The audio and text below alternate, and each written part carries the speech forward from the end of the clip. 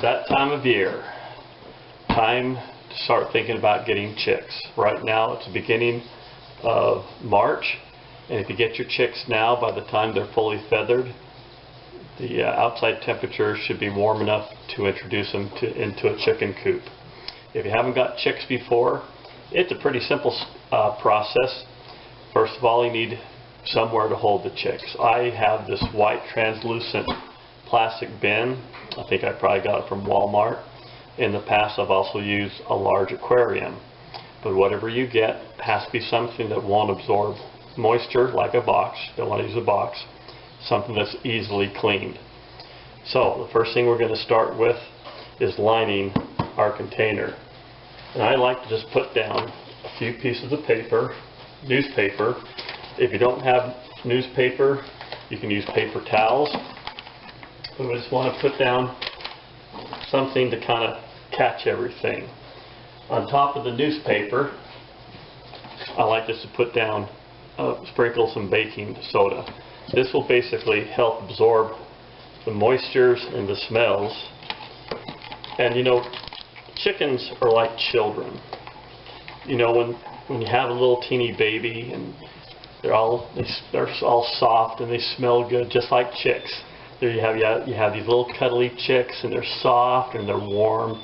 But when they become teenagers and the chickens become adolescents, and they start to stink, and so you're going to have to change your container out a lot more often the older your chicks get. Okay. On top of this, we're going to put another layer of paper down.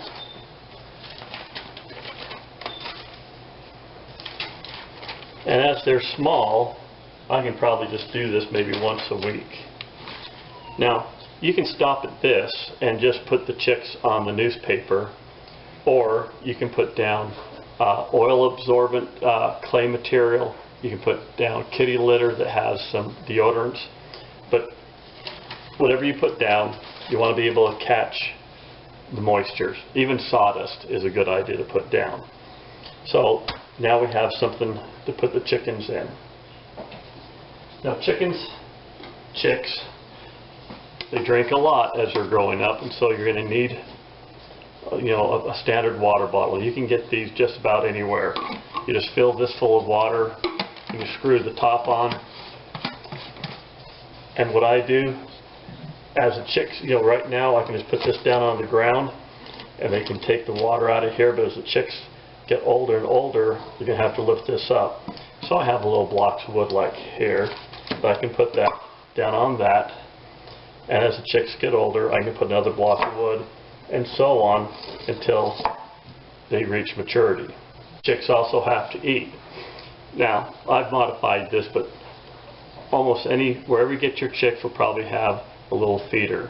Now what I did, I put 2 screws through the middle of the feeder into this piece of 2x4, and then I put a tin can on top and secured this with a couple of screws. Primarily because when the chickens are in your container, they like to play also, and they'll jump up on top of this and they'll walk around. But while they're walking around here, you don't want them pooping into their food. And so I put this up here, and then I got a cool lip container and a piece of cardboard, made a circle, cut out the center, and so this can go in like that. And what this does, it keeps the chickens from going up on top of here, walking and pooping into their food. And just like I had with the water, as they get older, I can block this up higher and higher to match their height. Now wherever you get your chicks, you can also get the food for the chickens. Now usually chick feed is a lot smaller than you have for hens. This basically has some vitamins, it has a lot of protein in it. Sometimes it might even have some medication or some antibiotics in here just to keep the chicks healthy and to get them on a good start. And you'd be surprised how much food they can eat when they're small and how quick they will grow. I want to show you just what the chick feed will look like. It's just a fine ground mash, so to speak. Like I said, it has vitamins and everything a chick needs to have. As the chicks get more and more feathers, and once they start getting feathers, what I will do is I'll get some of my lay pellets. Now, lay pellets is the food that the adults get. They usually come in a 20% and 18% protein mix. But as the chicks get more and more feathers, I'll take some of this lay pellet and I'll send this through my food processor and break it up into a finer, easier piece size, right? Because with little chicks and adolescents, they can't swallow these big chunks. So I'll grind some of this stuff up and I'll mix it with the chick starter. And as they get older and older, then I'll cut back on the chick starter and give them more of the pellets until once they're fully feathered and they can go outside, then they get the full pellet treatment. And there's a good chance that if you buy a bag of the starter feed for chicks, you're not going to use it all. And so once they become fully feathered and they're eating more of an adult food, you'll want to take your starter mix food and wrap it up maybe in a trash bag and tie the top really tight so you don't end up getting weevils or bugs into it. And if you're going to repeat this cycle, you can use your chick starter for next year when you buy a second batch of baby chicks. So I filled my water up. So we have water, we have food. One other thing you have to think about is chicks are not very big, and they're very tiny, and they can get cold really quick. What you need is, chicks are kind of small, and they get cold really easy when they're teeny. It's recommended in the first week or so, they need to be around 95 degrees, the second week 90, third week 80, and it goes on down for a while. So you need to have some kind of a heat source. You don't want to use a light bulb because you don't want that blinding light being in their container 24/7. But this is a ceramic heater. If you Google reptile ceramic heaters, you can find these. This one right here is a 60 watt, and a 60 watt is just perfect for heating this container. I wouldn't get anything larger than 100 watt because you don't want to get your container too warm. And I just mounted this to a socket base. I have some notches in here. You don't need notches in here, but just some way of keeping that upside down and where it needs to be, because as the chicks are small, they will actually congregate right underneath this electric light to keep warm. And to keep everything else warm, I do have some pieces of wood I can put on top of the container. And I can move these. I can open these up. I can close them depending on how I want to regulate the heat. And I have this and I also have this little inexpensive digital thermometer that has a little teeny probe, and I can go ahead and I can put that probe down inside, and then I can monitor the temperature. If it gets a little bit too hot, I can take this off. If it gets too cold, I can put it back on.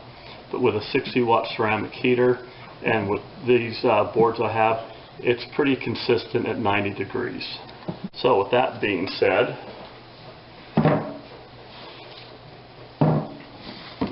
it's time to get the chicks. I've had all different kind of breeds of chickens. I started out with Longhorns. Longhorns are kind of, I don't want to say they're mean, but they can be aggressive. And they're the ones that have the shiny white eggs. But Rhode Island Red is a good breed. One of my favorite are sex links, and these are the sex links right here. This is a buff sex link. They lay just about every day, at least every other day, and they're a very gentle chicken, especially around kids. They will follow you just about anywhere. And then I also have some black sex links.